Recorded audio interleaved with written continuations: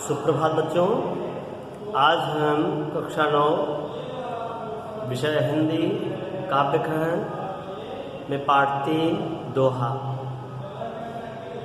शीर्षक से संकलित है, जिसके रचयिता रहीम दास जी, जिनका पूरा नाम अब्दुल रहीम खान खाना जी है।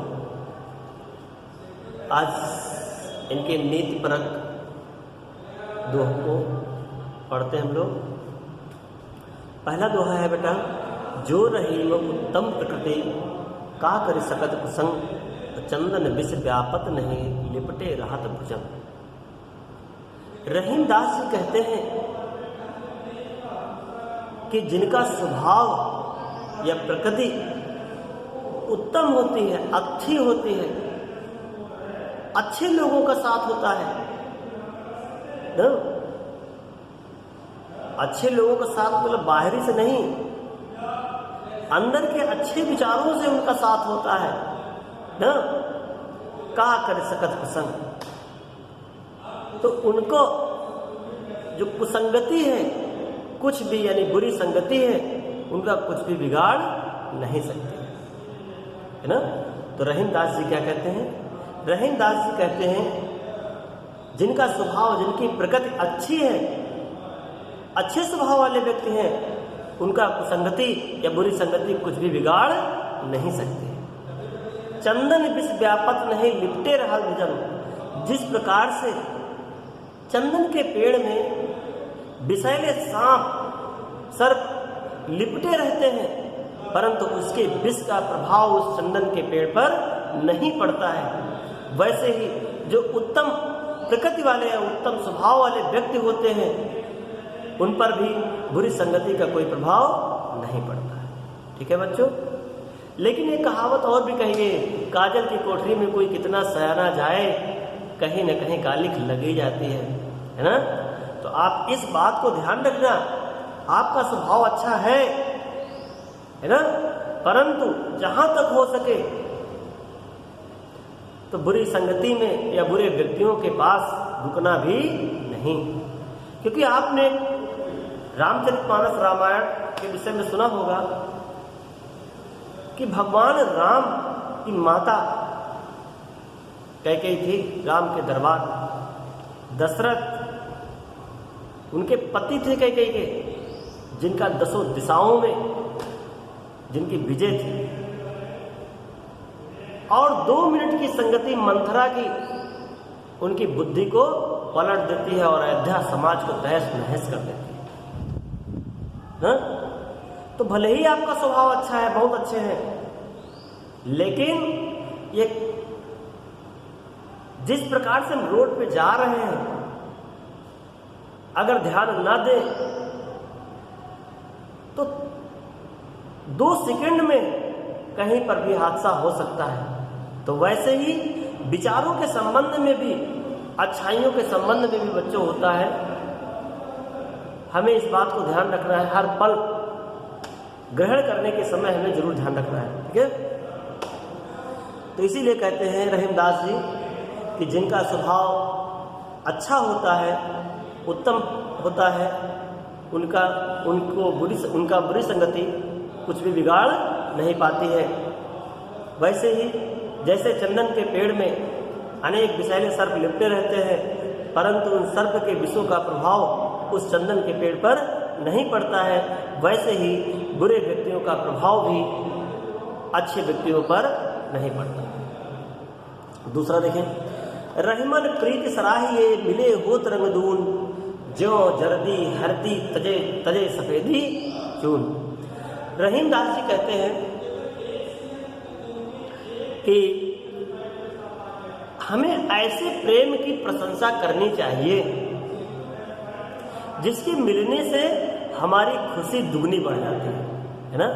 इससे घर बहुत लोग आते हैं, बड़ी खुशी मिलती है, आनंद आता है, बच्चे भी आनंदित हो जाते हैं, है ना।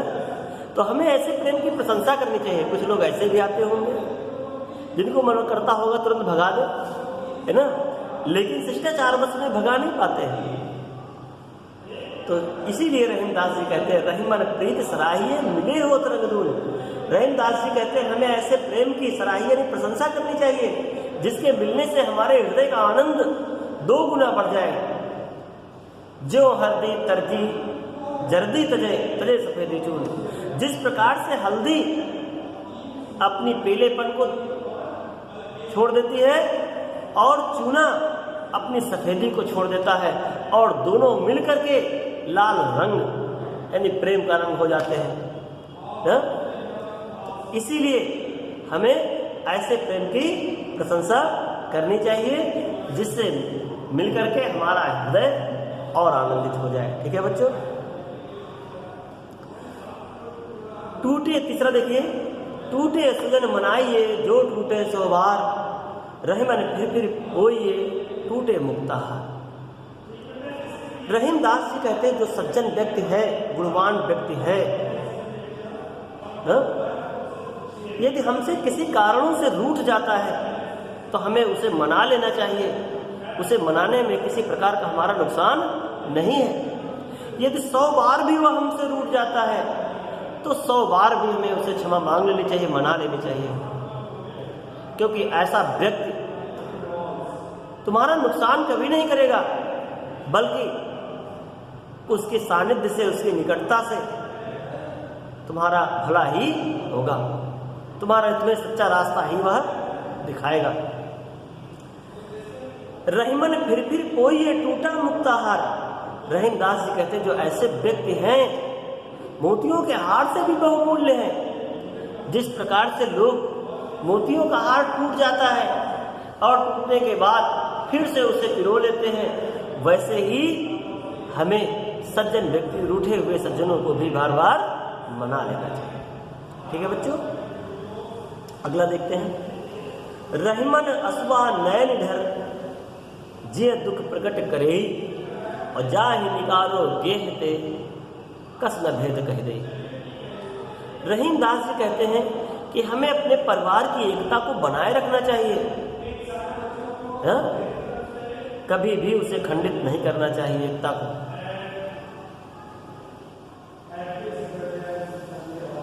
विपत्ति में भी कितना भी हो जाए अपने घर से व्यक्ति को निकालना नहीं चाहिए, क्योंकि घर से निकाला हुआ व्यक्ति आपके घर के भेदों को वैसे ही कह देता है जिस प्रकार से नेत्रों के जब आंसू निकलते हैं तो वह हृदय के दुख को प्रकट कर देते हैं, है ना।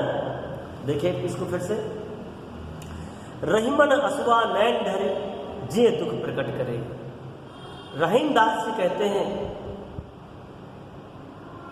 कि हमें अपने घर की एकता को बनाए रखना चाहिए, क्योंकि जब हमारे आंखों से आंसू निकलते हैं तो हमारे हृदय के दुख को बाहर प्रकट कर देते हैं। इसीलिए रहीमदास जी कहते हैं कि हमें अपने घर की एकता को बना करके रखना चाहिए, किसी भी सदस्य को घर से बाहर नहीं निकालना चाहिए, क्योंकि घर से निकाला हुआ व्यक्ति वह आपके घर के भेदों को वैसे ही खोल देता है जिस प्रकार से नेत्र से निकले हुए आंसू हृदय के दुखों को प्रकट कर देते हैं, हृदय के दुख को प्रकट कर देते हैं। आज को देखिए बेटा। कही रहीम संपत्ति सगे बनत बहुत बहुरीत, और विपत कसौटी जे कसे ते ही साचे मीर। रहीमदास जी कहते हैं कि जब आपके पास संपत्ति होती है, पैसा होता है, तो आपसे बहुत लोग प्रेम करने वाले मिल जाते हैं, बहुत प्रकार से प्रेम करने वाले मिल जाते हैं। विपत कसौटी जे कसे ते ही साचे मीर।